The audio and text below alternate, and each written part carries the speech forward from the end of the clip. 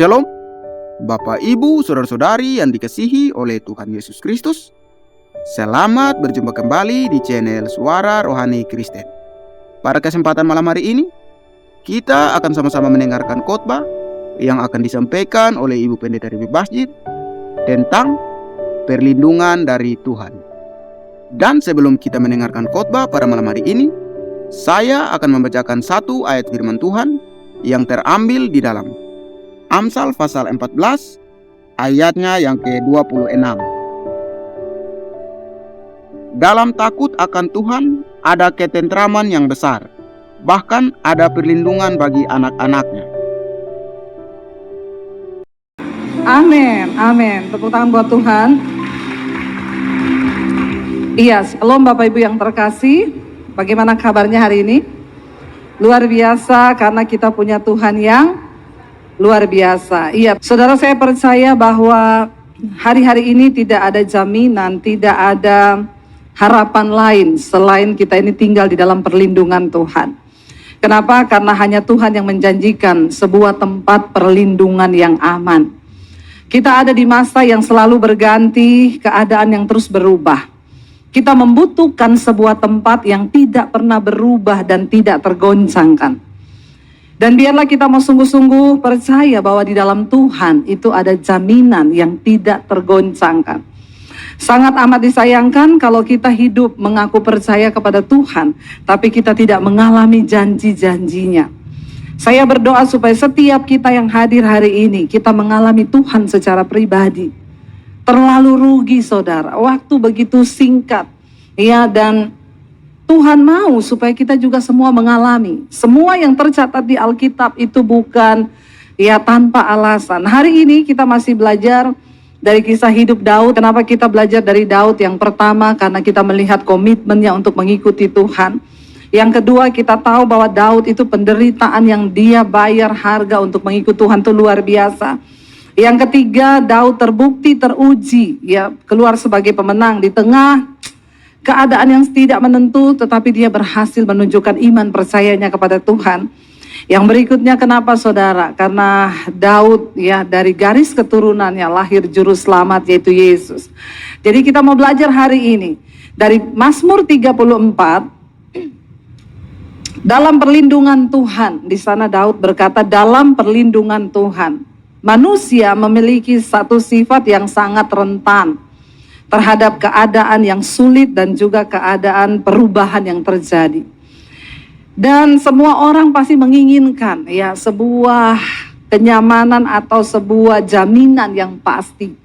Ada banyak jaminan-jaminan di dunia ini yang memberi rasa aman, tetapi rasa aman yang sejati itu cuma ada di dalam Tuhan. Kenapa kita ikut asuransi? Ya, itu juga merupakan sebuah jaminan ya. Oh, jadi kalau dijelaskan, jadi gini ya, kalau nanti ibu atau bapak patah kaki, lalu kita tengking dalam nama Yesus. Ya, tapi itulah jaminan saudara ya, dan semua manusia itu pengen. Nanti kalau ibu atau bapak mati, nanti anakmu dapat sekian M. Sekian M, sekian M ya, itu namanya jaminan. Nah, Tuhan menawarkan sebuah jaminan perlindungan yang itu sifatnya kekal ya, tetapi tidak semua orang bisa mengalami. Hanya orang-orang tertentu yang akan mengalami itu. Saya berdoa supaya kita ini menjadi orang-orang yang tertentu itu. Amin. Untuk apa saudara masuk keluar gereja setiap hari Minggu tapi saudara tidak mengalami Tuhan? Buat apa kita datang di sini nyanyi-nyanyi begitu luar biasa tadi WL-nya ya, saya lihat sampai angkat-angkat kaki satu. Waduh, itu dahsyat saudara. Kalau saya udah langsung aduh ya urat kejepit.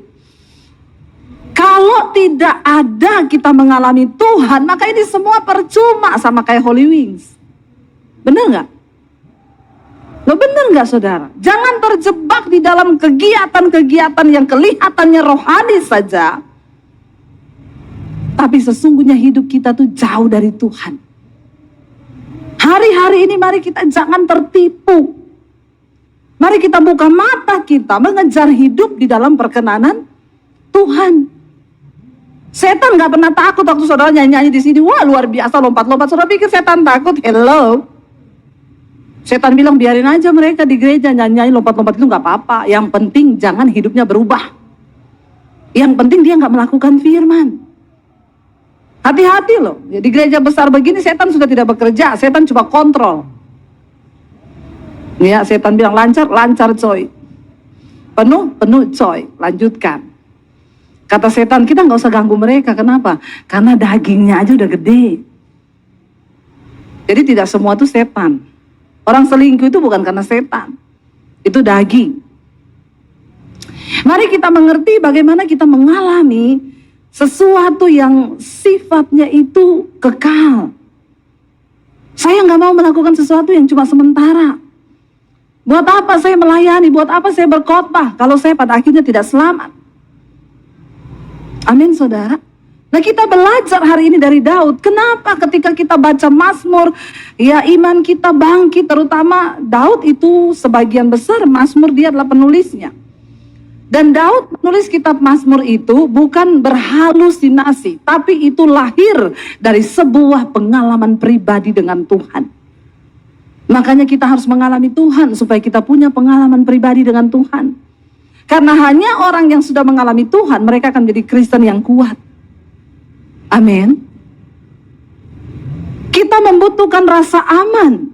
Kenapa? Karena di dalam hidup ini banyak hal yang tidak aman. Tapi rasa aman yang pasti itu hanya ada di dalam Tuhan. Itu yang sejati. Rasa aman yang sejati itu bukan waktu keadaan kita baik-baik saja, saudara. Bagaimana kita bisa mengalami iman yang teguh, percaya sungguh kepada Tuhan? Bukan waktu hidupmu tidak ada masalah. Justru ketika engkau sedang ada masalah dan engkau tetap percaya, itulah iman yang benar. Siapa yang lagi ada masalah hari ini? Yang tidak ada masalah? Yang bingung? Ya, saya doakan yang tidak ada masalah supaya ada masalah. Tapi cari-cari masalah. Kenapa? Daud bilang, aku tertekan itu baik bagiku supaya aku belajar ketetapan Tuhan. Persoalan, masalah, tantangan itu baik bagi iman kita. Ya, tapi orang Kristen itu nggak suka, saudara, maunya yang enak-enak terus. Daud berkata begini, dalam lindungan Tuhan. Kita tahu Daud ini mengalami pergumulan yang begitu luar biasa. Mau dibunuh sama Saul, dia lari ke kota imam cuma minta roti karena dia kelaparan. Saudara mengalami pergumulan hidup, belum ada kan yang kelaparan sampai minta-minta roti? Gak punya air untuk diminum, tidak punya makanan untuk dimakan, ada di sini? Belum kan? Makanya gak usah terlalu alay lebay, amin. Biasa aja jadi orang Kristen. Di Alkitab dicatat masih banyak orang yang lebih menderita dari kita. Lalu bukan cuma itu, Daud sampai dia berpikir kalau saya lari ke daerah orang Filistin, maka itu akan menjadi tempat aman. Kenapa? Karena orang Israel itu musuhnya orang Filistin. Maka dia pikir Saul tidak akan mungkin mengejar dia ke daerah musuh. Tapi ternyata ketika dia lari ke daerah orang Filistin, masalah baru muncul. Ternyata dia dikenal di Filistin. Ada orang yang bilang, ini kayaknya Daud ya yang pernah bunuh pahlawan kita Goliat. Lalu Daud ditangkap. Dia mau menghindari masalah, datang ke masalah, ternyata lebih timbul. Bukankah seperti itu seringkali hidup kita? Kita berpikir menyelesaikan masalah tanpa masalah. Itu di mana? Tahu semua ya, member ya. Banyak member ternyata di sini ya. Kepenggadean, menyelesaikan masalah tanpa masalah. Ternyata lebih banyak, apalagi kalau sudah mendekati tanggal jatuh, nah itu jantung berdebar. Ya, karena dua hal yang membuat jantung berpacu cepat, jatuh cinta dan jatuh tempo. Lalu saudara, ya Daud pikir masalah selesai, dia lari ke orang Filistin karena Saul nggak mungkin kejar ke sana. Ternyata dia dikenal, dia ditangkap, dibawa menghadap raja. Mereka bilang, raja ini dia yang pernah bunuh dulu pahlawan kita, Goliat. Di depan raja, Daud ketakutan, dia berpura-pura jadi orang gila. dia meludah-ludahi mukanya. Saudara menghadapi persoalan, masalah, tantangan dalam hidupmu, belum ada yang pura-pura gila kan? Ada di sini yang pura-pura gila? Ada Bu, kalau ditagih utang pura-pura lupa. Ya. Saya kemarin tanya ada di jemaat, siapa di sini yang sudah siap mati? Nggak ada yang angkat tangan. Saya tanya yang belum siap mati, angkat tangan. Kenapa? Masih ada utang, Bu. Ya jangan belum mati, kalau ada utang bayar dulu itu utang baru mati. Saudara, ya Daud berpikir masa ternyata dia mau dibunuh. Kita juga belum menghadapi masalah yang sampai mau dibunuh. Belum ada di antara kita yang menghadapi masalah yang di depan ini kematian. Tapi Daud mengalami itu. Tapi dikatakan Mazmur 34 ini kalau kita baca ayat yang pertama di sana dikatakan dari Daud pada waktu ia pura-pura tidak waras pikirannya di depan Abimelek sehingga ia diusir lalu pergi. Jadi ketika anak buahnya Abimelek raja Filistin itu membawa Daud, mereka bilang ini dia yang pernah bunuh Goliat. Dia pura-pura gila, dia ludah-ludahin jenggotnya, mukanya diludahin. Lalu Abimelek bilang, kenapa kamu bawa orang gila di depan saya? Bawa orang ini keluar. Daud selamat, gak jadi mati. Walaupun sudah di depan raja orang Filistin. Hukumannya apa kalau sampai raja tahu benar dia yang dulu pernah bunuh Goliat? Tapi itulah kalau belum waktunya mati tidak akan mati. Makanya gak usah terlalu takut berlebihan. Alkitab berkata, Daud menulis Mazmur, dia bilang aman dalam lindungan Tuhan. Dalam perlindungan Tuhan. Yang pertama, orang yang layak tinggal dan mengalami perlindungan Tuhan. Loh, bukankah itu perlindungan Tuhan yang besar? Di depan Raja Filistin dia harusnya dibunuh, tapi lolos. Kalau mau dipikirkan gak mungkin lolos, saudara. Lolos. Kenapa? Daud berada di dalam perlindungan Tuhan. Orang yang diam dalam perlindungan Tuhan akan mengalami hal-hal yang luar biasa bersama Tuhan. Karena dia memuji Tuhan pada segala waktu. Ya ayat 2, aku hendak memuji Tuhan pada segala waktu. Puji-pujian kepadanya tetap di dalam mulutku. Di dalam segala hal, mau enak tidak enak, dia tetap memuji Tuhan. Yang kedua, karena Tuhan jiwaku bermegah, dia bilang. Biarlah orang-orang yang rendah hati mendengarnya dan bersuka cita. Kenapa Daud ada dalam perlindungan Tuhan? Karena dia bermegah bukan karena harta, bukan karena rumah mewah, bukan karena brand yang dia pakai. Dia bermegah karena dia punya Tuhan. Mari kita bermegah karena kita ini mengenal Tuhan. Bukan karena mewahnya mobilmu, bukan karena segala sesuatu. Kita bermegah karena Tuhan ada di dalam hidup kita. Itu cukup, ya. Lalu yang ketiga dikatakan, ya Daud berkata apa? Ya muliakanlah Tuhan bersama-sama dengan aku, marilah kita bersama-sama masyhurkan namanya.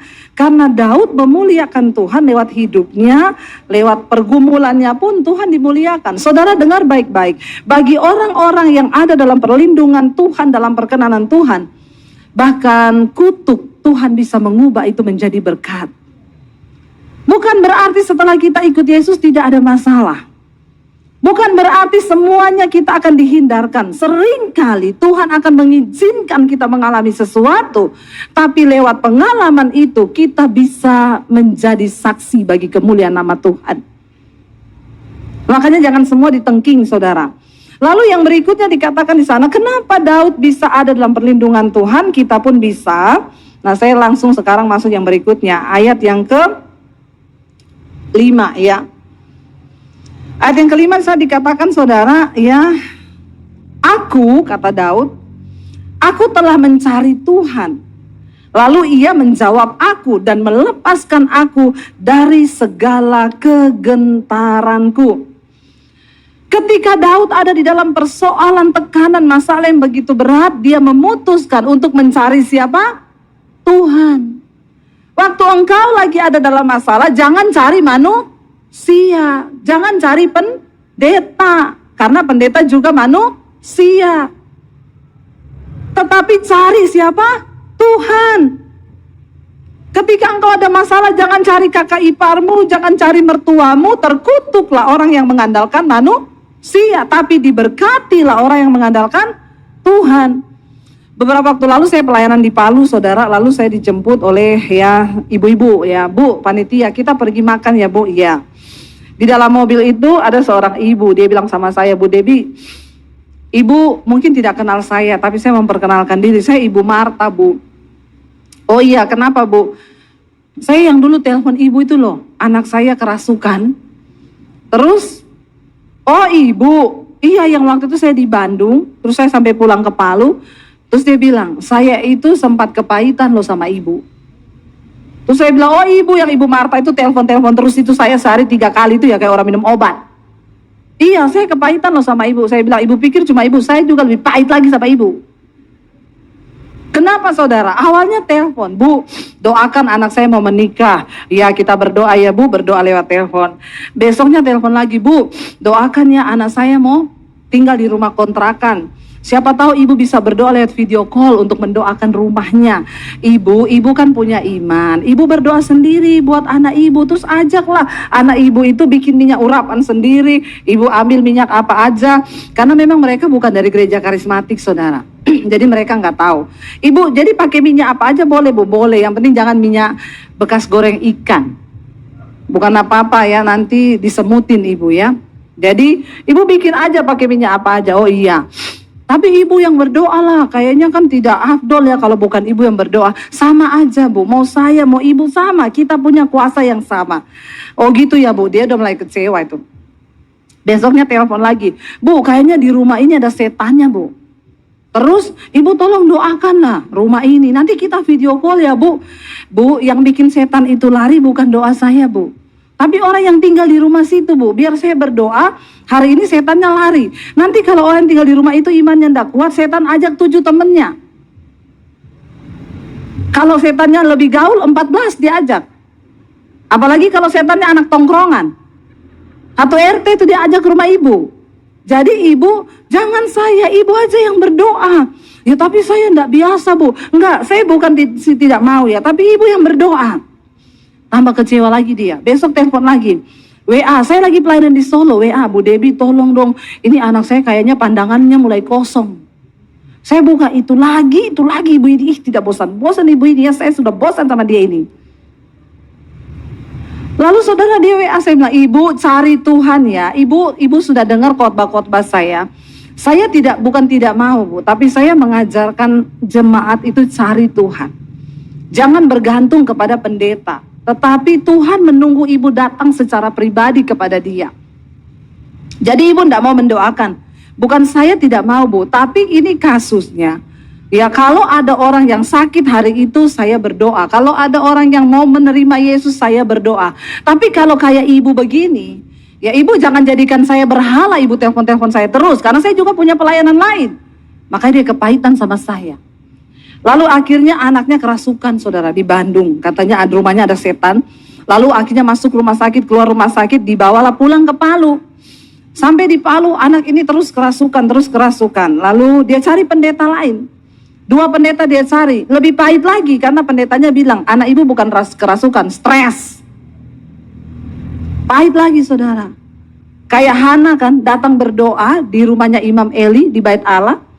Nangis bertalu-talu, Imam Eli bilang, hei perempuan mabok. Kecewa nggak kalau cari manusia?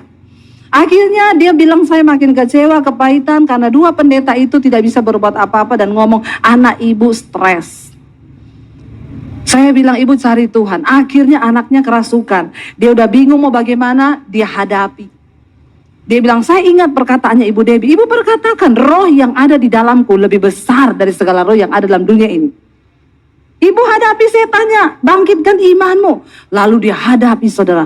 Dia bilang Bu Debbie karena saya ini kan bukan dari gereja karismatik. Saya tidak pernah hadapi yang begini. Ini waktunya gereja Tuhan, umat Tuhan bangun dari tidur. Jangan taruh imanmu pada pendeta, taruh imanmu pada Tuhan. Engkau yang harus berperang sendiri. Akhirnya dia hadapi itu setan saudara. Waktu dia hadapi itu setan, setan bongkar semua masa lalunya. Allah kamu mau doain anakmu, kamu itu kan perempuan gini, kamu cerai sama suamimu gini. Setan memang tahu apa yang sudah terjadi. Tapi ingat setan cuma bisa mengintimidasi, makanya jangan takut. Dia bilang, saya ingat semua apa yang Ibu Debbie katakan. Lawan dia dengan iman yang teguh. Itu firman Tuhan yang ngomong. Dia bilang, setan kamu itu tidak bisa menghakimi aku. Aku telah ditebus dan hargaku lunas dibayar. Ya makanya saudara harus ngerti firman. Karena setan itu cuma takut sama firman. Jangan sampai saudara yang takut sama setan. Amin. Ya ada pendoa syafaat, ibu di rumah saya ada setan bu. Saya tiap kali turun ke bawah itu setannya duduk di sofa. Terus ibu ngomong apa? Saya bilang permisi, saya nggak ganggu kamu loh. Jadi saya tanya, itu rumah itu sertifikat atas nama ibu atau atas nama setan? Kalau atas namanya ibu, ngapain ibu permisi sama setannya? Usir setannya. Bener nggak? Lalu saudara, akhirnya dia peperangan, anaknya dia doakan, dia tengking. Anaknya mengalami kelepasan saudara. Lalu waktu dia ketemu saya, dia bilang gini, Ibu Debbie terima kasih loh Bu. Kenapa? Ibu sudah mengajarkan kepada saya untuk berperang sendiri. Saya juga bilang ibu apa? Saya kan jauh, ibu itu yang dekat. Kalau ibu yang berperang, setannya mau balik, ada ibu di situ, dia nggak berani. Kalau saya kan jauh Bu di Jakarta. Habis ini saya berdoa, setannya datang lagi aja orang Bu Debbie di Jakarta. Amin. Saya mau ajari saudara juga, kalau saudara mau pindah rumah baru, oke lah saudara ajak pendeta berdoa. Kalau saya ya Bu, doakan rumah saya ya, nanti ibu urapi. Ayo kita berdoa untuk minyak ini. Ibu sendiri urapi rumah ibu, bukan saya. Kenapa? Karena ibu yang menaruh iman. Jadi kalau setan datang, dia lihat ibu yang berdoa buat rumah ibu, dia pergi. Tapi kalau saya yang urapi, ibu nggak ngapa-ngapain. Demikian juga kalau ada orang tua, Bu Debbie doakan anak saya ya. Dia udah mau berangkat ke Amerika. Oke, ayo kita berdoa. Ini ada minyak pengurapan. Yuk kita doakan. Sekarang bapak sama ibu, urapi anakmu, bukan saya. Loh kok kita Bu? Iya, supaya pengurapan itu turun dari orang tua. Lalu bapaknya bilang, saya enggak pede Bu mendoakan anak saya. Kenapa? Ada dosa, selingkuh. Makanya tobat. Amin bapak-bapak. Engkau yang harus mengimpartasikan kuasa atas anak-anakmu. Jangan suruh pendeta. Tidak mau begitu-begitu. Ibu, bapak doakan anakmu sendiri. Kita sudah harus mulai mengajarkan sesuatu yang benar. Ya, kalau saya yang mendoakan, nanti kalau bapak ibu enak aja dipikir setelah pendeta doakan terus anaknya berhasil. Nanti kalau habis kita doakan anaknya narkoba, dia bilang itu dulu gara-gara Bu Debbie doakan loh. Maksudnya jemaat ini kan agak-agak aneh ya. Makanya saya nggak mau. Kita ajari iman yang benar. Di sini Daud berkata, aku mencari Tuhan di tengah kesesakan. Aku telah mencari Tuhan. Lalu ia apa? Menjawab. Alkitab berkata, siapa yang mencari dia akan mendapat. Siapa yang mengetuk baginya pintu dibukakan. Alkitab nggak ngomong gini, suruh pendetamu ketok, nanti tak buka. Suruh pendetamu cari, nanti aku berkati. Enggak. Engkau yang harus mencari Tuhan. Carilah Tuhan selama ia berkenan untuk ditemui. Berserulah kepadanya selama ia dekat, kata firman Tuhan. Aku telah mencari Tuhan. Siapa yang akan ada di dalam perlindungan Tuhan? Orang-orang yang mencari Tuhan. Maaf saudara, jangan hanya mencari Tuhan ketika hari Minggu di gereja. Di rumah itu yang 24 jam. Kalau saudara hanya mencari Tuhan di gereja setiap hari Minggu 2 jam, berarti dalam 1 tahun Anda cuma berikan waktu 4 hari bagi Tuhan. Padahal 1 tahun itu ada 365 hari. Kalau engkau tidak pernah bolos setiap hari Minggu 2 jam di gereja, ya, maka engkau akan cuma beri waktu 4 hari. Tapi mencari Tuhan bukan cuma di gereja. Rayakan di sini, tetapi di rumah, dimanapun engkau berada, carilah Tuhan. Orang-orang yang mau membayar harga untuk mencari Tuhan, mereka yang akan mengalami itu loh, di dalam tudung perlindungan Tuhan. Lalu di sana dikatakan saudara, ya, siapa orang yang layak untuk menerima ya perlindungan Tuhan? Daud bilang begini, tunjukkanlah pandanganmu ya kepadanya, maka mukamu akan berseri-seri dan tidak akan malu tersipu-sipu.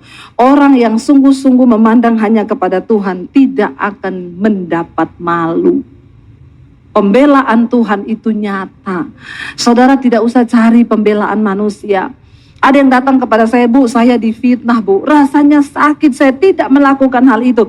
Tidak usah bela diri, biar Tuhan yang membela perkara kita. Yang penting matamu tertuju saja kepada Tuhan. Jangan buang waktu panas hati dengan hal-hal yang gak penting. Kalau kita difitnah mau apa? Biarin aja. Tuhan lagi izinkan kita dibentuk supaya kita dihancurkan harga diri kita dan kita bisa menjadi seperti Yesus. Yesus bukan cuma difitnah, diludah di muka. Ada di antara kita yang pernah diludah mukanya? Belum kan? Makanya biarin aja. Tapi itu ipar saya, Bu. Tapi itu, Bu, kakak saya. Itu mertua saya. Biarin, doakan. Saudara ndak usah bahala. Saudara ndak usah berusaha untuk saya nggak terima. Terima aja. Kalau Tuhan izinkan, bersyukur. Karena Alkitab bilang Tuhan mendengar doa orang yang teraniaya. Makanya kalau doanya mau dijawab, sering-seringlah Amin. Lu bener kan? Tuhan mendengar doa orang yang teraniaya. Kalau saudara nggak pernah teraniaya, bagaimana saudara bisa dibela Tuhan? Kemarin saya dari Kota Palu, ada seorang ibu bersaksi, saudara. Dia gembala di salah satu kepulauan, di terpencil ya saudara. Dari kota itu harus naik speedboat ke daerahnya itu terpencil. Waktu suaminya masih hidup jadi gembala, mereka tuh punya mimpi untuk mendirikan gereja yang cukup lumayan besar lah di gereja itu, di daerah itu. Lalu suaminya meninggal, dipanggil Tuhan. Ibu ini harus meneruskan visi dari suaminya karena memang di gereja di daerah itu belum ada gereja, jarang gereja. Ibu ini berdoa, dia imani gereja itu akan berdiri, dia dihina semua orang. Sampai ada yang bilang gini, biar suamimu bangkit dari kematian, itu gereja tidak mungkin bisa terbangun. Ibu itu bilang, saya menangis ibu mendengar itu. Tapi saya berpuasa, saya cari Tuhan. Di tengah malam ketika semua orang tidur, saya datang di gereja itu, saya berlutut mencari Tuhan. Dia sembahyang tahajud, sembahyang tengah malam. Kenapa? Ya, orang beriman berkata bahwa kalau doa tengah malam itu Tuhan dengar. Karena semua lagi tidur. Tidak ada yang berdoa, jadi Tuhan cuma dengar doa kita. Bukan itu artinya ada harga yang kita bayar. Di saat semua orang tidur, kita bangun. Tuhan melihat sikap hati itu. Dia berpuasa. Setiap malam dia datang di gereja itu menangis di saat semua orang tidur. Dia mengatok pintu surga. Dia mencari Tuhan. Saudara tahu hari ini gereja itu berdiri. Ketika dia berdoa bertalu-talu, memang tidak langsung dijawab. 5 bulan kemudian, dia terus cari Tuhan, dipermalukan. Biar suamimu bangkit dari kematian, tidak mungkin pembangunan itu bisa berjalan. Tiba-tiba 5 bulan kemudian, sorga bekerja. Ada orang WA dia, Pak, gimana kabar? Itu HP-nya suaminya. Ibunya balas, maaf, ini dari siapa? Suami saya sudah meninggal. Oh, saya minta maaf ibu, tapi saya mengucapkan turut berduka cita. Ibu, saya digerakkan Tuhan untuk membantu pembangunan. Mungkin ibu tidak mengenal saya, suami ibu juga tidak mengenal saya. Hanya beberapa kali kami pernah ada saling SMS, tetapi hari ini saya digerakkan Tuhan untuk membantu pembangunan gereja ibu. Oh iya Pak, terima kasih ya. Bapak tinggal di mana? Dia juga nggak tahu itu Bapak siapa, dia nggak tahu itu orangnya seperti apa dan tinggal di mana. Bapaknya itu bilang, untuk dana awal saya bantu ibu 25 juta untuk langkah awal pembangunan. Tuhan bekerja, dia pertemukan orang-orang itu saling bersinergi untuk kepentingan kerajaannya.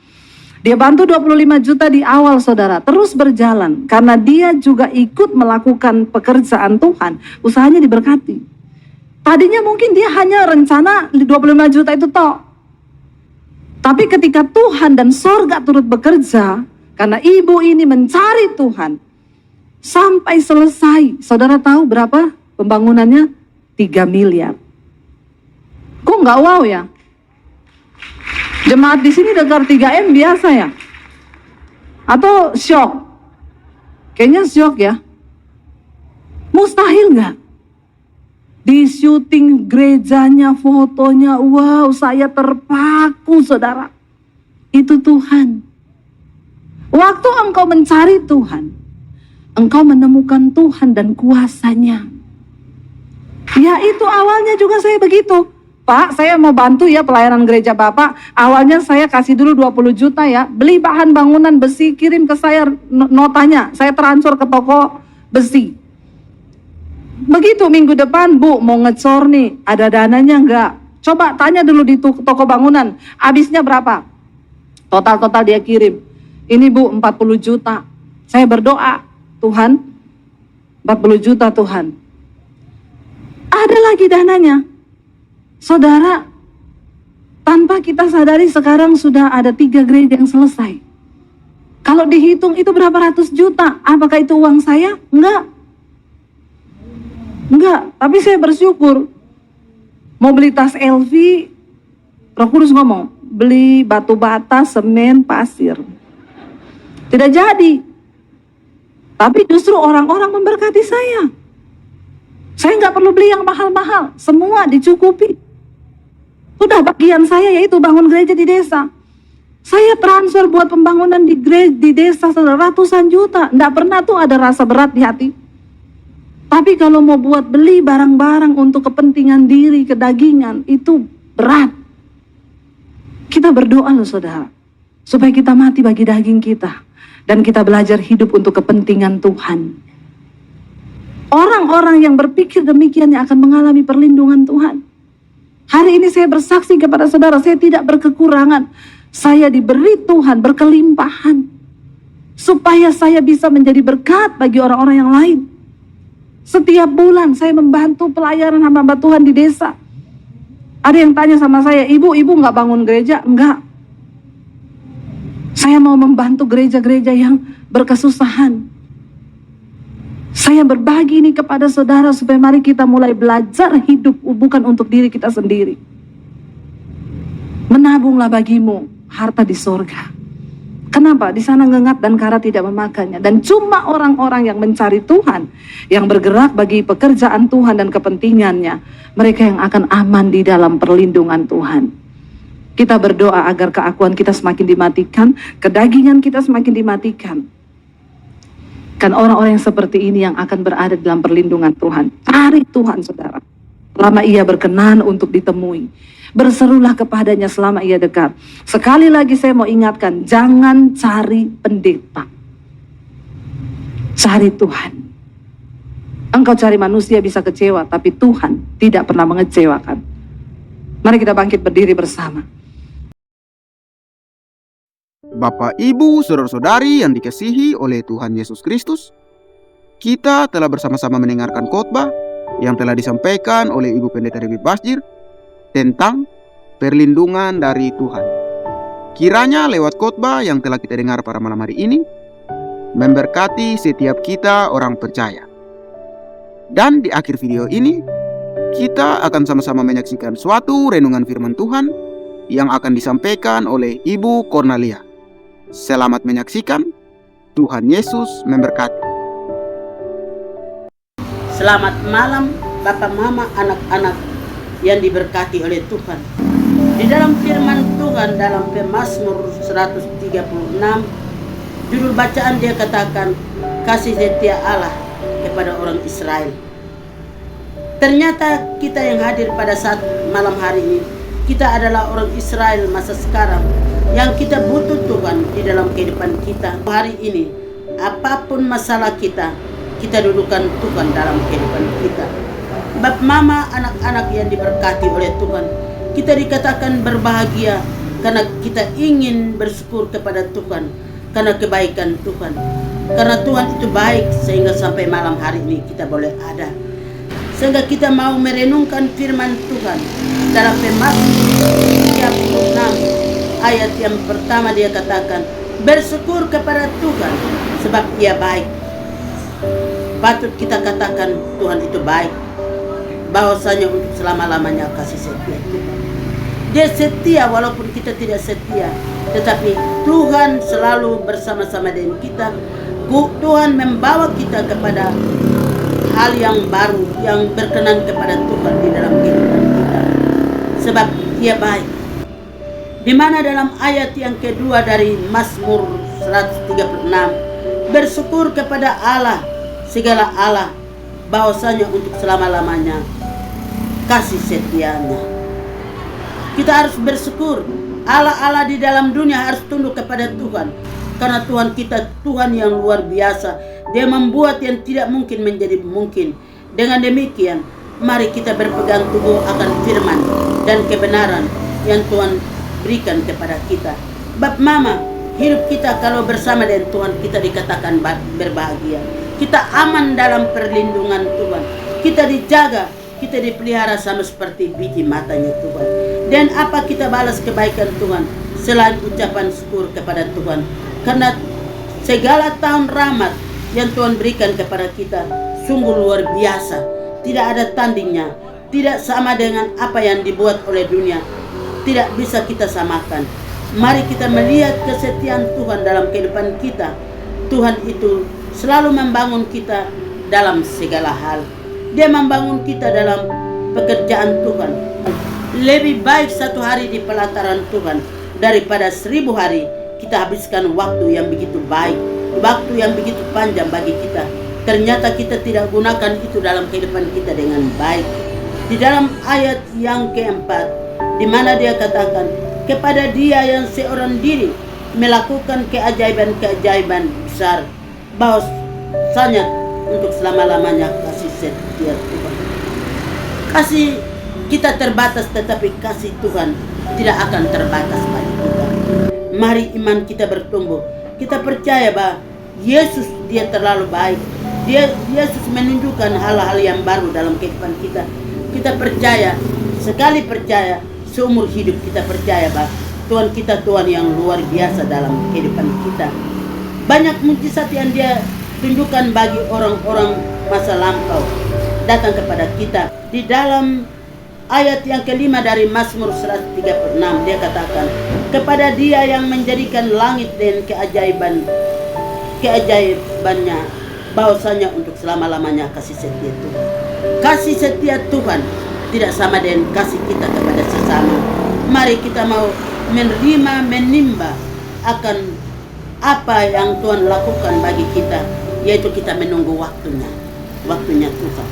Kalau kita menunggu dengan sabar, maka apa yang kita minta itu pasti Tuhan memberikan kepada kita. Dalam ayat yang ke-6 dia katakan dari Pemazmur 136, kepada Dia yang menghemparkan bumi di atas air, bahwasanya untuk selama-lamanya kasih setia Tuhan. Semua perbuatan yang Tuhan sudah tunjukkan bagi kita, menurut kita bahwa tidak mungkin, tetapi orang hidup dalam Tuhan, beriman kepada Tuhan, pasti Tuhan akan tunjukkan itu bagi kita. Di dalam ayat yang ke-7, kepada Dia yang menjadikan benda-benda penerang yang besar, bahwasanya untuk selama-lamanya kasih setia Tuhan. Tuhan sudah ciptakan ada siang dan malam. Pada malam hari Tuhan memberikan tiang api bagi kita. Pada pagi hari Tuhan memberikan awan. Pertanda bahwa ada siang dan malam. Kita gunakan waktu malam itu untuk beristirahat. Pada pagi hari sampai siang kita berdoa dan bekerja. Sebab dalam pertama 2 Tesalonika pasal 3 ayat yang ke-10 dia katakan berdoa dan bekerja. Maka mari kita belajar berpegang teguh akan firman ini. Kita juga berdoa dan bekerja. Bab mama saudara sekalian yang diberkati oleh Tuhan, orang yang hidup menggantungkan pengharapannya kepada Tuhan, hidupnya diberkati oleh Tuhan. Yohanes 15 ayat yang ke-7, barang siapa hidup dalam firman dalam dirinya, pasti dia akan menerimanya. Yohanes pasal 15 ayat yang ke-7 dia katakan demikian. Maka apa yang kita minta, Tuhan sudah siapkan bagi kita. Yang kita tidak minta pun, Tuhan akan memberkati kita. Yang penting merendahkan diri, menaruh pengharapan kita kepada Tuhan, maka hidup kita diberkati. Mari kita akan melihat, membaca firman Tuhan dalam Pemazmur 136. Matahari untuk menguasai siang, bahwasanya untuk selama-lamanya kasih setia Tuhan. Ada siang dan malam, pertanda bahwa pada malam hari kita istirahat. Pada malam hari pun Tuhan tidak pernah istirahat. Pemazmur 101 ayat yang kedua dan 3, Tuhan katakan, dia tidak pernah terlelap dan tertidur karena dia setia menjaga orang Israel. Mari kita juga menghargai kebaikan Tuhan. Dia menjaga kita dari malam sampai datang kepada petang. Apa yang kita balas kebaikan Tuhan? Hanya meninggikan nama Tuhan, hanya menceritakan kebaikan Tuhan selagi kita ada. Sehingga di dalam ayat yang ke-22, milik pusaka kepada orang Israel bahwasanya untuk selama-lamanya kasih setia Tuhan. Kasih setia Tuhan kepada anak-anak, kasih setia Tuhan kepada orang yang berharap kepada Tuhan. Tuhan tidak pernah tinggalkan. Dalam Pemazmur pasal 27 ayat 10, ayah dan ibu tinggalkan, tetapi Tuhan adalah orang tua yang paling dekat. Mari kita berharap demikian, maka kita diberkati oleh Tuhan. Mari kita pulang dengan firman pada malam hari ini. Di dalam nama Bapa, Putra, dan Roh Kudus. Amin.